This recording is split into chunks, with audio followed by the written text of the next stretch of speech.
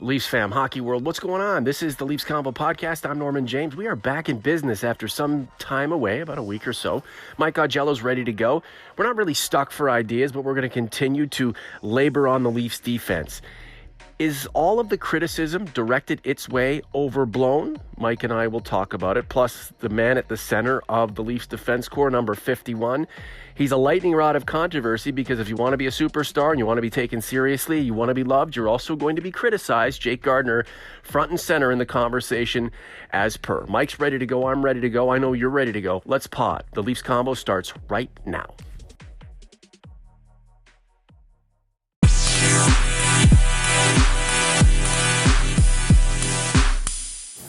And here he is, the man, the myth, the magic, sometimes tragic, but always wonderful, our good friend, Mike Augello. Hello, sir.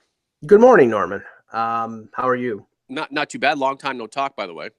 Yeah. It's this is the slow part of the year. I mean, it just seems like everybody on the radio and hockey writers, this is the month that they choose to go on vacation, and I'm doing the same, although briefly going to see a Yankee game in New York against the Blue Jays on the weekend. So, but hopefully, and I think most people are looking forward to the hockey news ramping up and training camp starting in less than a month.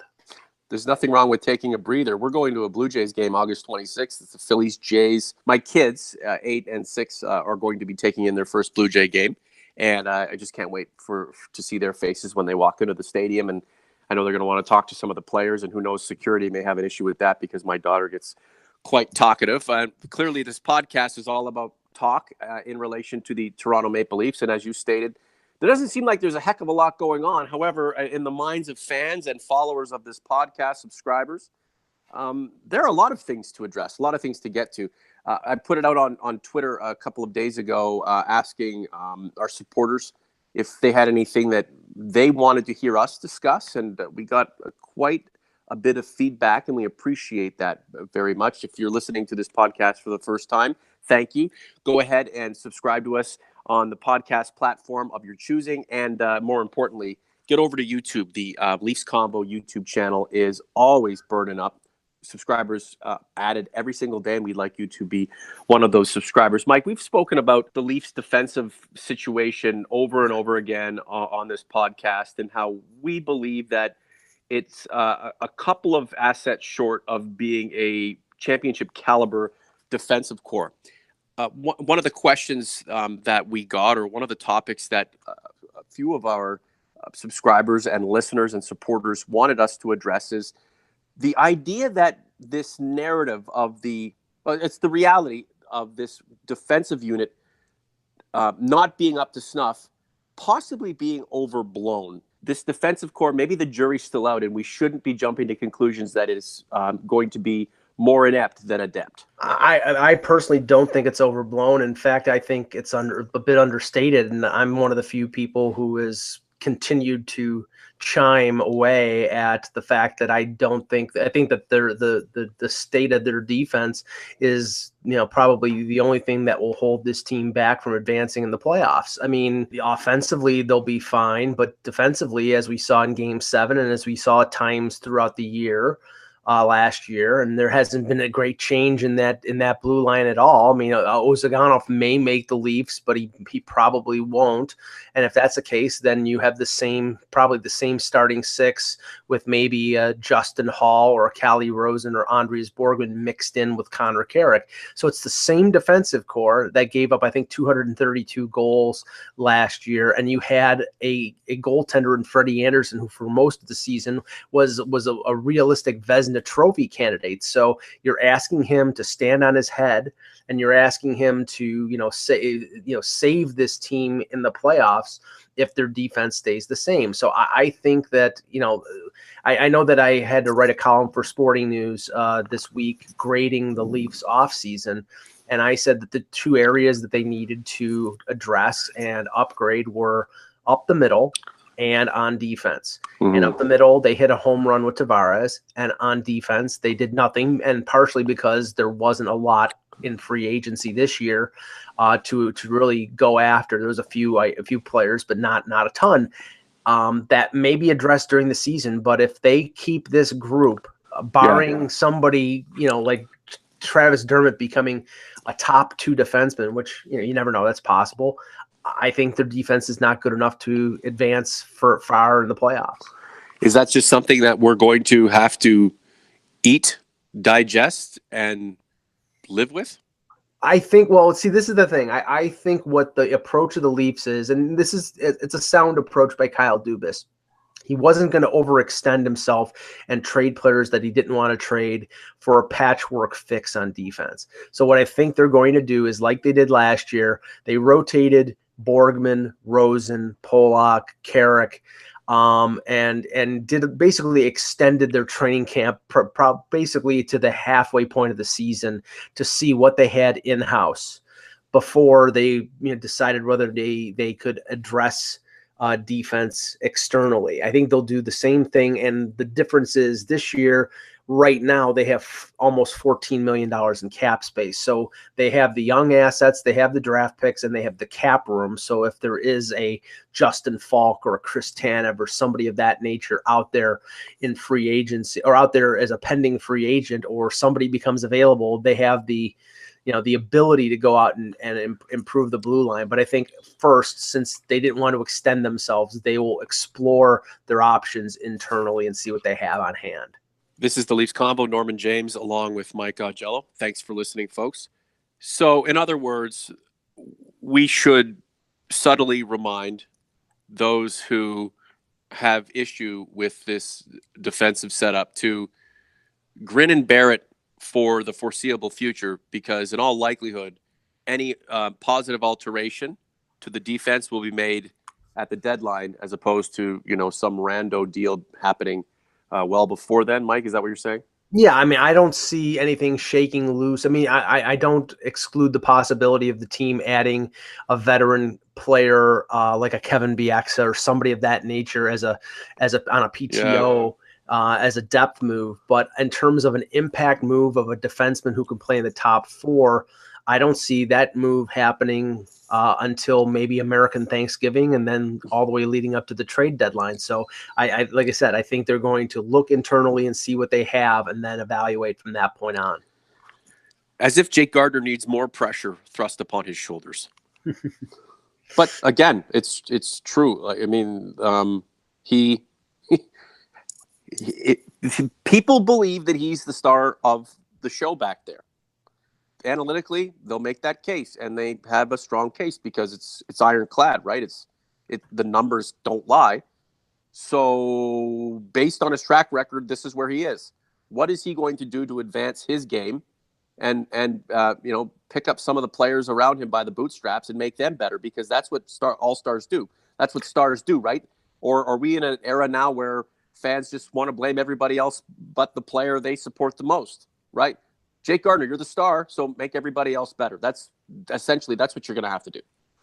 Well, I mean, sometimes players will step up in the last year of their contracts to put up a big number to get paid, and that's human nature. And I expect that out of Jake Gardiner. He's going into his walk year in free agency. Now you have Tavares added with Matthews and Nylander and Marner, and this, the team is going to be a dynamo offensively, and I think he's going to be the beneficiary and contribute to that. He had 52 points last year. He had over 40 the year before. If he puts up another 50 points, he's going to hit it big in free agency. I just don't think, and I don't see a way. Mike, can I add something here? Yeah. The Leafs don't need Jake Gardiner to score. They need Jake Gardiner to be more defensively sound, and that's just not his game. So are we just going to have to buckle up and expect more of the same from this guy? Or in his contract year, will he and the coaching staff, DJ Smith, Mike Babcock, a collective, try to evolve his game to another level and to broaden his game? I don't think he's capable of doing that. He's, again, he's 28 years old. He will be 29 years old when he becomes a free agent. At that point in a career, you're not going to be a different player. So, I mean, and I'm not saying what he does is not good, because for teams looking for an offensive puck rushing defenseman, Jake Gardiner is your man. It's just right now, I think the Leafs have, I think Dermott is going to be that type of NHL defenseman. We know Morgan Rielly is. They really have those types of defensemen in abundance, but they need somebody who can be physical. They need somebody who can be defensively sound, and that's not Gardner's game. His defense is his ability to go the other way and counterattack or rush the puck up the ice, and but his penchant for giveaways at the worst possible time has killed this team in the past and could kill them again. We love Jake Gardner, right? Or you hate him because I don't hate. No, that no, I do not hate him. I'm kidding. Yes. But you know how it is. People, I send out a tweet, and the tweet is clearly stated, and people will respond to it with what they think I'm saying as opposed to what I actually said. Right. So that's in a tweet. I mean, that's something that's written there, and then can be interpreted in different ways. But if you read it within its context, you should understand it. It gets even harder to convey or connect with the message you're trying to emit when it's spoken word, when it's in a podcast.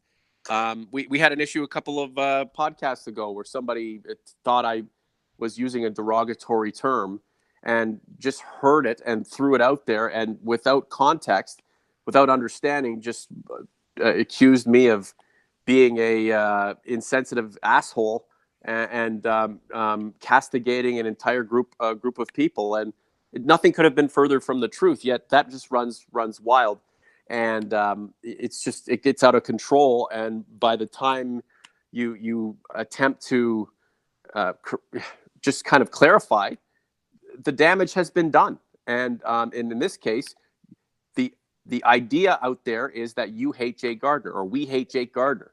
Yeah, I mean, I don't associate giving critical analysis of a player with hating or liking. I have been a fan. I always will be a fan. But in my responsibilities as a reporter, I have to sort of put my emotions aside and look at things more, for lack of a better term, analytically. And I look at Gardner, and he's a plus offensive player. Yeah. He's a guy who's going to score. He's a guy who's going to rush the puck. He's going to be a point man of the power play.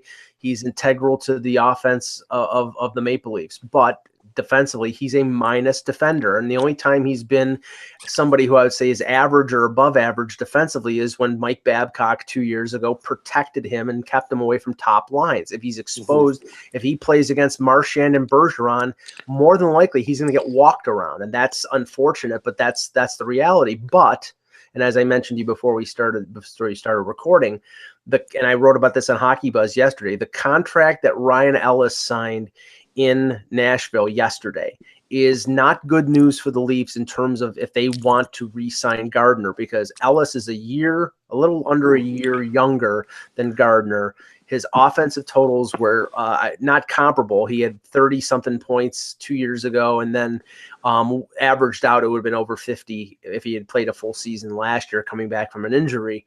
And he got $6.25 million on an 8-year deal. That means Gardner's probably getting $6.5 to $7 million.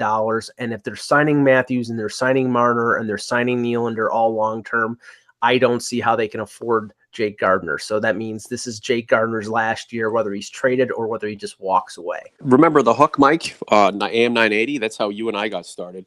Yes. You came on a couple times, and then it turned into essentially a weekly event.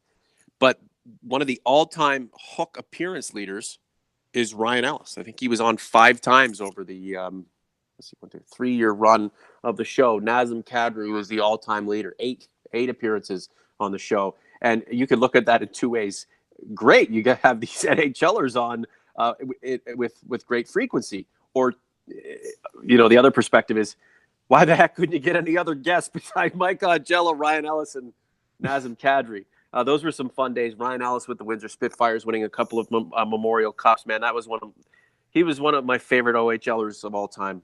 Just heart and soul back there. He'd grow quite the beard as well. And he got paid. And that's an indication of Jake Gardner getting paid, which leads to the quiet hope that the Leafs can figure out a way to parlay Jake Gardner into something before he ends up walking away in free agency. not because the Leafs don't want him. It's just because they can't afford him. Perhaps address everyone wanting to trade Willy and how dumb that idea is. What's the context here, Jason?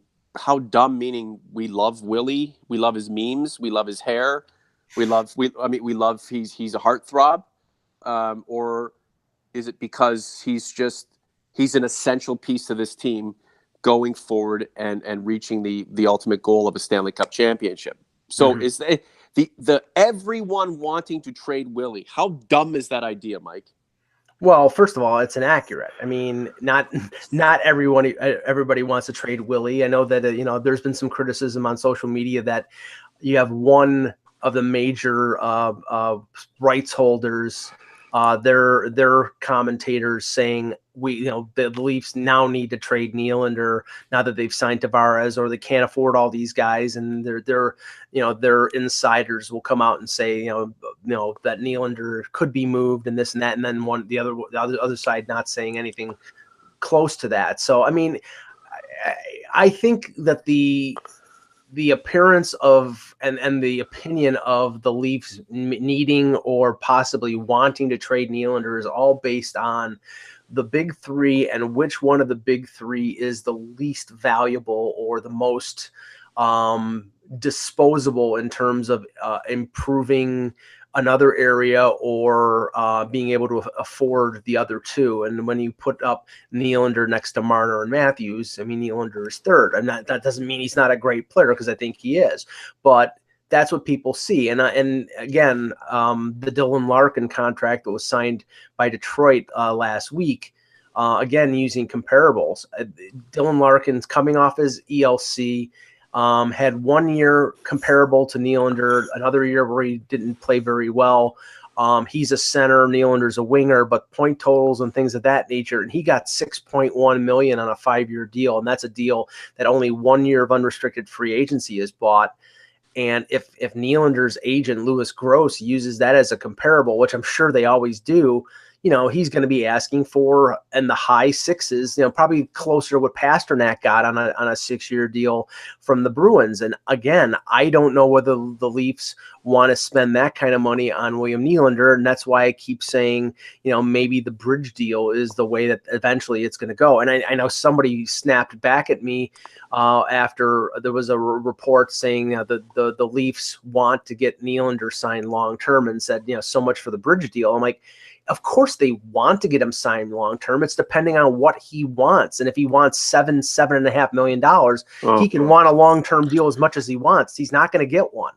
I love the prospect of Kyle Dubas having to get tough with these players and making this fan base that loves to pit youth versus experience eat itself over their favorite personalities among the Leafs going head to head. What's going to happen when Kyle Dubas, that poster child for excellence in young people, having to tell Willy and his representatives it's just not going to happen, or trading Jake Gardiner? I'm excited to see that, because we're going to see the growth in the fan base that's much needed, the same way we've seen growth in this team.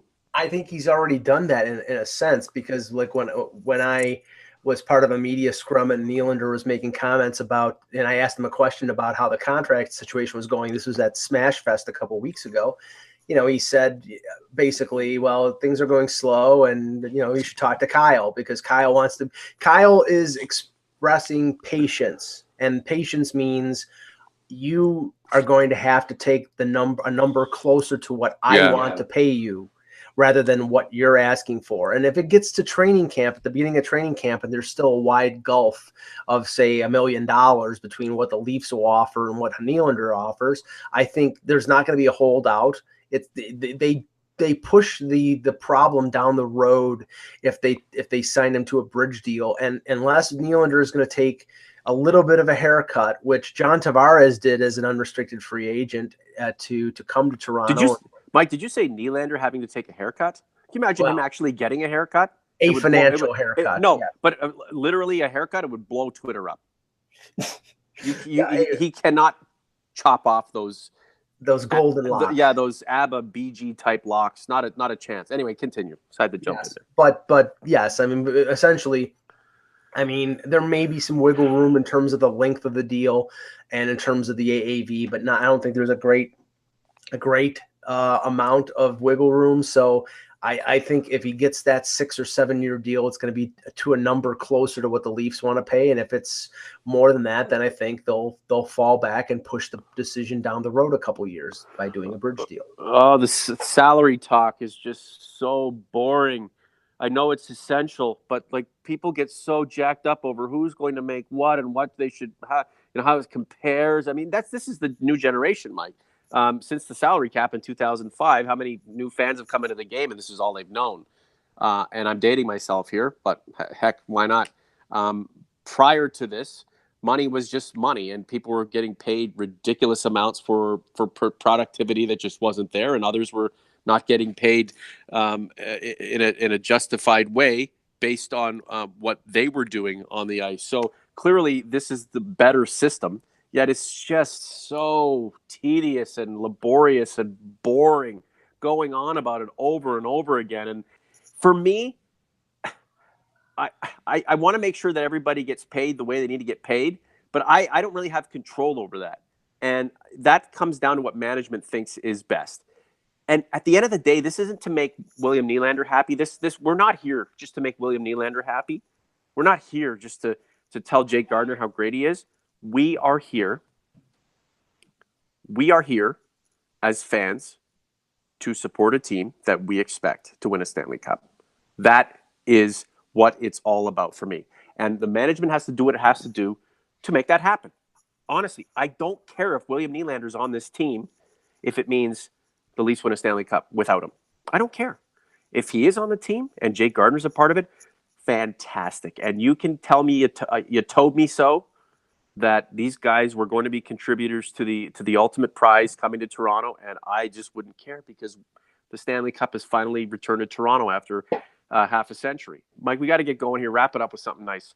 Yeah, I was just going to say, I mean, in a league like Major League Baseball where there's a luxury tax and no salary cap, you're allowed to, have a little bit more latitude. And back in the day before the salary cap, you could pay Bobby Holik $9 million to play for the New York Rangers. It's just the reality, and it may be boring, but the reality of the game is you have to fit players under a cap, and that's going to be the main task of Brandon Pridham and Lawrence Gilman and Kyle Dubas over the next couple of years is to sign Marner, sign Matthews, fit Tavares and Nylander and whoever else into that, cap that's going to be right now 79 and probably in the 80 to $81 million range in the next year or so.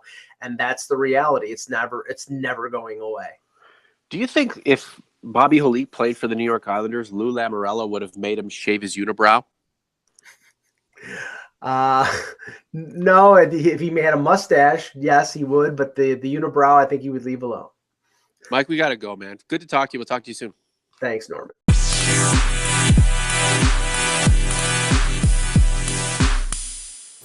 That's a wrap for this edition of the Leafs Convo podcast. I want to thank you so much for your support and your listenership.